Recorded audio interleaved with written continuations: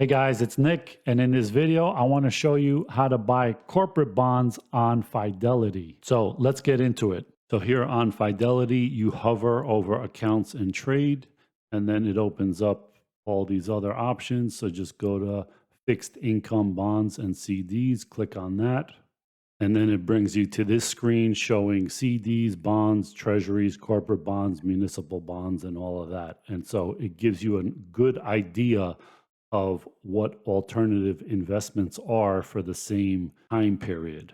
So now all of this is secondary market stuff. This is stuff that has already been issued, except for the CDs, of course.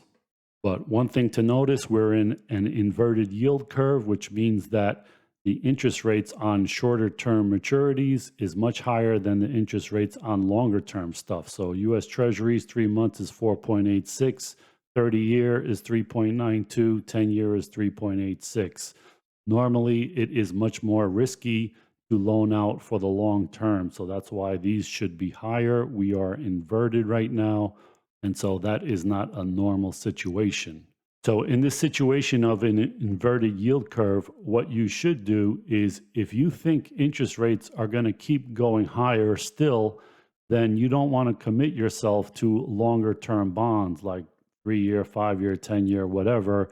You want to stay in the shortest term stuff and keep reinvesting back into the short term treasuries or whatever short term corporate bonds until you think interest rates have peaked, and then you would go to the longer term stuff. So as long as you think interest rates are still going up, stay short term. If you think interest rates have peaked and now are going to head lower, then you would look to longer term stuff to lock in that interest rate. That said, this is about corporate bonds. One thing to look at here is that, in my opinion, corporate bonds are pretty much worthless at any term less than 2 years, because compare a corporate bond, even though it's AAA rated, a Treasury bill is risk-free. So the risk on a Treasury bill is much less compared to the risk of a corporate bond. And the Treasuries are paying way higher than the AAAs, 4.86 compared to 4.03. And that continues all the way up to 3 years, where the 3-year Treasuries pay 4.35, but the 3-year corporates pay 4.58. So if you're looking to do anything less than 3 years, it makes no sense to buy corporates, just buy the treasuries. Now, if you think interest rates have peaked and you want to go long term, like 10, 20, 30 years, then you might look at the corporate bonds, because say a 30-year AAA is paying 5% versus 3.92% for US Treasuries. And of course, the lower quality you go in these corporate bonds, the higher the interest rate for the longer term stuff. So the difference between the BBB for 30 years is 7.3% versus 3.92%. That's a big difference, 3.4% or so. However, you kind of get what you pay for. Let's look at the type of bonds that are paying 7.3% for 30 years. Brunswick, Discovery Communications, Monsanto, Targa, Altria, Motorola, Federal Express. Some of these companies are going to be around in 30 years, some may not. Now, if you look at the AAA rated stuff for 30 years, you got Ford, Microsoft, Johnson & Johnson, so they're more likely to be around and be able to pay off their bonds going out 30 years. Okay, so this is secondary stuff. Let's start with new issues, though. Let's say you want a new issue corporate bond. How do you buy that? Click up here, new issues, and let's select from here corporate, and let's sort by maturity date. So this is the longest one, 2036. And it's Morgan Stanley, and it's paying 5.15%. And let's see the shortest date stuff. Shortest date is JP Morgan, also paying 5.1%. And it goes out to April of 2024, so about a year or so. So again, this is not even AAA rated, and yet they're only offering 5.1%, where you can get basically the same thing by buying treasuries, which is the risk-free bond. So the price to buy this bond is 100 now, but it could change within the year depending on if interest rates go up or down. So if interest rates go up, the value of this will go down a little bit to compensate any buyer who is buying a 5% bond when prevailing interest rates are, let's say, 6%, right? So you would pay less to compensate you for that. If interest rates went down, this price would go up because interest rates are, say, 4% now, but you're buying this 5% bond. So you would charge more for this bond, or the marketplace would charge more for this bond. So you have until Friday, February 24th at 11:30 a.m. to put in your offer, and the settlement date is February 28th. Attributes, it has sinking fund protection.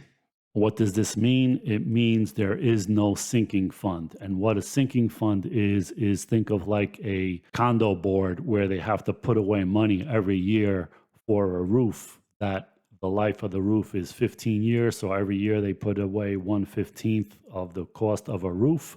But it's a little more complicated than that because the sinking fund has a schedule of buying back some of these bonds, say every year or every few years.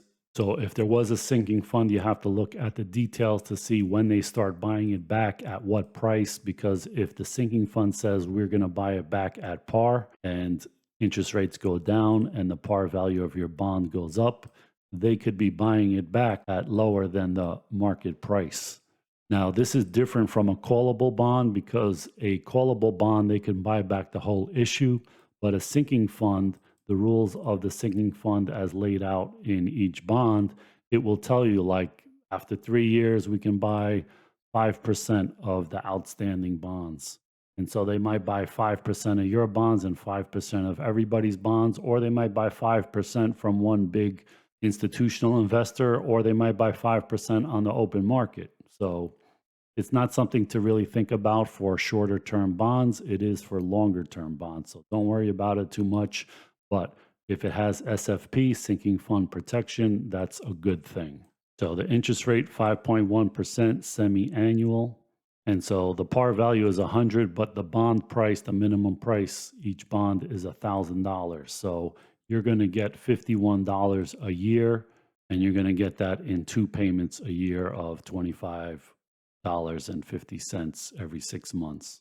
Okay, so let's say you want to buy that. Click on this, click on trade, select the account. Okay, make sure everything is good. 4124, expected yield 5.1%, expected price. Quantity, 1 bond equals $1,000. So don't put in 1,000 because that would be $1 million worth. Let's just say 1 bond, $1,000. Preview the order. Okay, trade date's going to be the 24th, settlement date the 28th. Price 100, that's the par value, that's the yield, and there's your order, and just place order, and then you will get a brand new bond on the 24th.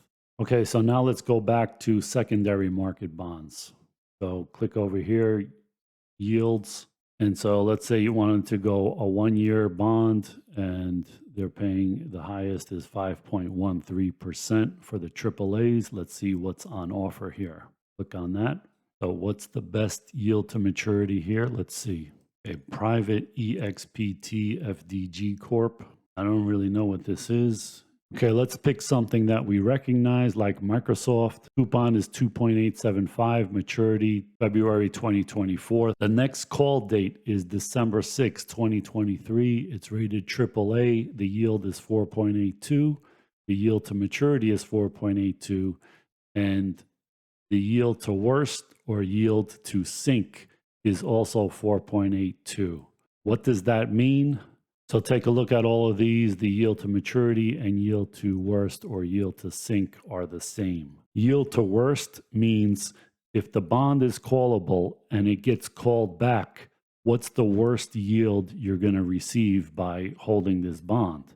Because I don't want to buy this bond that's yielding 4.8, and let's say it has 20 years left and it gets called in the next 5 years and interest rates have gone down a lot. Now I'm stuck because I have to reinvest this money at a lower yielding interest rate environment. So this is basically a calculation of when it could be called or when the sinking fund could take back your bonds and what you're going to be stuck with after that happens. So as long as these numbers are the same, you're okay. You don't have to worry about a callable bond or the sinking fund. So now, why would you buy a 2.875 bond when interest rates are like 4.85%? Because this is lower than par. In other words, you're getting 2.85% here, let's say, and you're getting the bond about $2 off the par value, right? So $2 off 100 is 2%, and another 2.85%, 2.875% here, and that's your 4.8% for the year. So let's just click on this and see what some of these terms are. Now, the first thing to notice is that this is not a one-year bond. This was issued in 2017, but it looks like and is priced like a one-year bond because there is only 1 year left to maturity. Okay, so the last coupon is August 2023. Continuously callable, yes. Make whole, yes, which is good. I'm not going to get into that right now. Sinking fund protection, yes, that's good. Okay, so let's go back and buy this. Okay, select your account. Okay, so the ask price is $98.19. The yield is 4.824. The quantity available on the ask is 500, but the minimum you can buy is 10. So if you put 9 here, it's not going to let you buy, right? So you got to put 10. Let's put 10. Buy, limit price, 98,195. Fill or kill means either give me all 10 of my bonds or cancel the order. So they can't just say, hey, we're only selling you 5 or 2 or something like that. Preview order. Okay.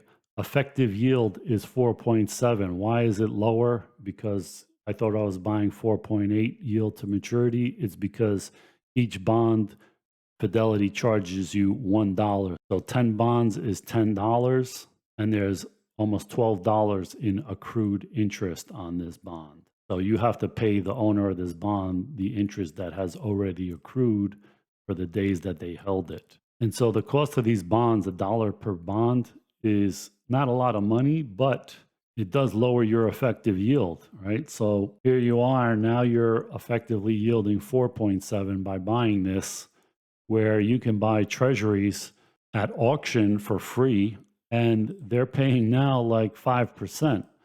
So again, why would you buy this? I wouldn't. There might be a reason to do it. I don't know, but right now at this point, I would not be buying this for 4.7 when I can get treasuries for 5% for 1 year outlets. But anyway, all you have to do is just place the order, and now you have your secondary market bond. I hope you like this one, guys. I'll see you in the next one. Thanks for watching.